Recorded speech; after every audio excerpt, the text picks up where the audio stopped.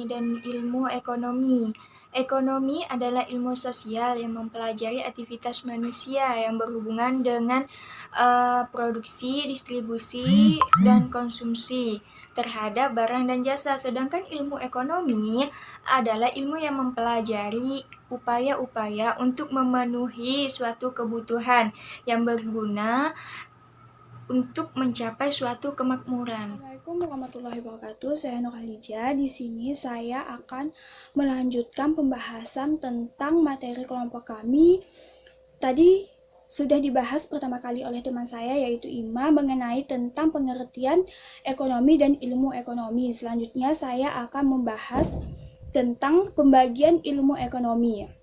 Berdasarkan kajiannya, ilmu ekonomi dapat dibedakan menjadi 3 macam.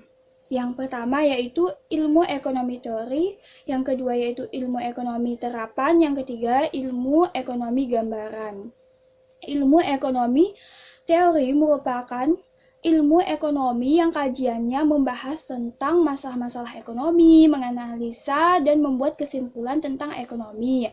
Yang kedua yaitu ilmu ekonomi terapan, yaitu ilmu ekonomi yang kajiannya tentang cara menerapkan atau mempraktekkan dari ilmu ekonomi teori tadi. Yang ketiga yaitu ilmu ekonomi gambaran, yaitu ilmu ekonomi yang kajiannya memberikan penjelasan tentang data-data yang akurat atau pemberian data-data yang akurat. Baik, itulah dia pembagian ilmu ekonomi. Tadi ada 3, yaitu ilmu ekonomi teori, ilmu ekonomi terapan, dan ilmu ekonomi gambaran. Baik, selanjutnya akan dilanjutkan oleh teman saya. Oke, yang selanjutnya adalah motif ekonomi dan tindakan ekonomi. Nah, sekarang motif ekonomi. Motif ekonomi adalah alasan ataupun tujuan seseorang hingga seseorang itu melakukan tindakan ekonomi. Motif ekonomi terbagi dalam 2 aspek. Aspek pertama yaitu motif intrinsik. Motif intrinsik disebut suatu keinginan untuk melakukan tindakan ekonomi atas kemauan sendiri. Contohnya, keinginan bahwa diri kita ini membutuhkan sesuatu barang, terus kita membeli barang itu dengan keinginan kita sendiri. Yang kedua yaitu motif ekstrinsik, disebut suatu keinginan untuk melakukan tindakan ekonomi atas dorongan orang lain. Nah, contohnya kita diwajibkan untuk membeli sesuatu, padahal belum tentu kita membutuhkan barang tersebut. Terus macam-macam motif ekonomi. Motif ekonomi dapat digolongkan menjadi beberapa macam. Di antaranya keinginan memenuhi kebutuhan, yaitu tindakan manusia didorong oleh hasrat ingin memenuhi kebutuhan. Contoh, seseorang bekerja keras untuk mendapatkan uang itu dapat untuk memenuhi kebutuhan makan setiap hari. Nah, yang kedua, ingin mendapatkan kekuasaan, yaitu keinginan manusia yang sudah makmur tetapi masih melakukan tindakan ekonomi karena dorongan. Nah, selanjutnya adalah tindakan ekonomi. Tindakan ekonomi adalah setiap usaha manusia yang dilandasi oleh pilihan yang baik dan paling menguntungkan. Misalnya, ibu memasak dengan kayu bakar karena harga minyak tanah sangat mahal, ataupun seperti yang kita ketahui harga gas atau gas sekarang langka ya. Jadi tidak mau kita memilih untuk menggunakan bahan bakar. Nah, untuk bahan bakar. Terus tindakan ekonomi terdiri atas 2 aspek, yaitu tindakan ekonomi rasional dan tindakan ekonomi irasional. Tindakan ekonomi rasional yaitu setiap usaha manusia yang dilandasi oleh pilihan yang paling menguntungkan dan kenyataannya demikian. Tindakan ekonomi irasional yaitu usaha manusia yang dilandasi oleh pilihan paling menguntungkan namun kenyataannya tidak demikian. Assalamualaikum warahmatullahi wabarakatuh. Perkenalkan, nama saya Tauhid Nurski. Dan saya akan melanjutkan penjelasan dari teman saya. Dan saya di sini akan menjelaskan tentang prinsip-prinsip ekonomi. Dan adapun prinsip ekonomi, yaitu yang pertama, keputusan yang melibatkan pengorbanan atau trade-off. Dalam prinsip ini melibatkan kemampuan untuk membuat keputusan yang dapat mengorbankan sesuatu yang lain. Dan prinsip yang kedua, yaitu biaya yang harus dikorbankan untuk mendapatkan sesuatu atau opportunity cost. Dalam prinsip ini, kebanyakan individu umumnya menghadapi kesulitan untuk membedakan antara biaya dan manfaat.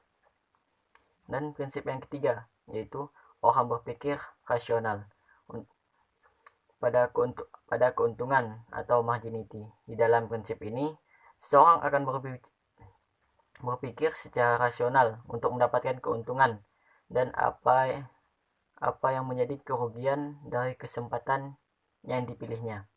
Dan prinsip yang keempat, yaitu respon masyarakat terhadap insentif. Dalam prinsip ini, perilaku seseorang individu kemungkinan akan berubah sesuai dengan berbagai jenis variabel lingkungan seperti manfaat atau perubahan biaya sesuai ekonominya. Dan prinsip yang kelima, yaitu aktivitas perdagangan yang membuat seluruh situasi lebih baik. Di dalam prinsip ini, perdagangan kemungkinan akan terjadi di antara negara-negara yang memproduksinya dan bukan karena alasan yang lain. Dan prinsip yang keenam, yaitu pasar adalah tempat terbaik untuk melakukan aktivitas ekonomi. Prinsip ini, pasar merupakan tempat di mana komunikasi terjadi antara rumah tangga, konsumen, dan perusahaan atau produsen. Prinsip yang ketujuh, yaitu peran pemerintah dalam mengelola hasil pasar. Dalam prinsip ini, tanggung jawab pemerintah untuk memperlakukan peraturan yang tepat untuk memperbaiki kondisi pasar. Prinsip yang kedelapan, standar hidup tergantung pada kapasitas individu untuk menghasilkan barang dan di dalam prinsip ini, standar hidup orang-orang di negara tertentu tergantung pada kapasitas produksi sesuai dengan teori ekonominya. Prinsip yang kesembilan, yaitu kenaikan harga atau inflasi. Ketika pemerintah kelebihan mencetak uang, dalam prinsip ini terdapat dalam ekonomi, inflasi kemungkinan terjadi ketika ada pasokan uang yang berlebihan dalam kaitannya contohnya dengan barang dan jasa yang diproduksi pasar. Dan yang terakhir atau yang ke-10, yaitu trade-off jangka pendek antara lapangan kerja dan inflasi. Di bidang ekonomi, kebijakan yang dibuat untuk mengurangi inflasi akan meningkatkan tingkat pengangguran. Dan baiklah, hanya itu yang dapat saya jelaskan tentang prinsip-prinsip ekonomi. Assalamualaikum warahmatullahi wabarakatuh. Perkenalkan, nama saya Atika Nurstadewi dari Prodi Pendidikan IPS. Di video kali ini saya akan membahas tentang ilmu ekonomi kaitannya dengan ilmu sosial. Nah, sebelum kita membahas apa sih kaitannya ilmu sosial dengan ilmu ekonomi, mari kita membahas terlebih dahulu pengertian dari ilmu sosial. Nah, ilmu sosial adalah suatu pengetahuan yang meliputi seluruh aspek di dalam kehidupan, mulai dari sifat seseorang atau individu, interaksi antar individu, individu dengan kelompok, dan interaksi antar kelompok. Dari pengertian tersebut, kita dapat membahas apa sih kaitannya ilmu ekonomi ini dengan ilmu sosial. Nah, menurut Samuelson, bahwa ilmu ekonomi memang berkaitan sangat berdekatan dengan ilmu-ilmu sosial, yaitu seperti ilmu politik, sejarah, psikologi, dan antropologi. Adalah suatu ilmu-ilmu sosial yang sering bertumpang tindih yang sering bertumpang tindih dan apa yang dipelajari oleh ilmu ekonomi. Ilmu sosial merupakan tinjauan ilmiah yang membahas gejala-gejala yang muncul dalam kehidupan sosial. Gejala-gejala tersebut didapatkan dari kehidupan atau pengalaman sehari-hari. Akibatnya, ilmu pengetahuan sosial harus dibagi lagi menjadi beberapa cabang ilmu.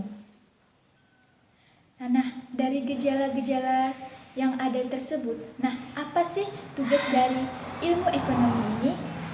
Ekonomi mempersoalkan usaha manusia untuk meningkatkan kemakmurannya, baik secara individu maupun berkelompok. Maksud dari berkelompok ini yaitu seperti keluarga, bangsa, dan masyarakat. Sebagai suatu ilmu ekonomi, tentunya memiliki objek material dan objek formal. Apa saja sih objek material ekonomi ini? Objek material ekonomi yaitu meliputi produksi, distribusi, pembagian kerja, pembangunan, sistem moneter, dan dunia usaha. Sedangkan objek dari formal ekonomi ini yaitu meliputi kemakmuran manusia di masa sekarang dan masa depan. Jadi, dapat disimpulkan bahwa ilmu ekonomi ini sangat perlu dipelajari oleh masyarakat dan oleh negara, karena untuk meningkatkan suatu kesejahteraan kehidupan, maka diperlukannya ilmu ekonomi ini. Sekian dari saya. Assalamualaikum warahmatullahi wabarakatuh.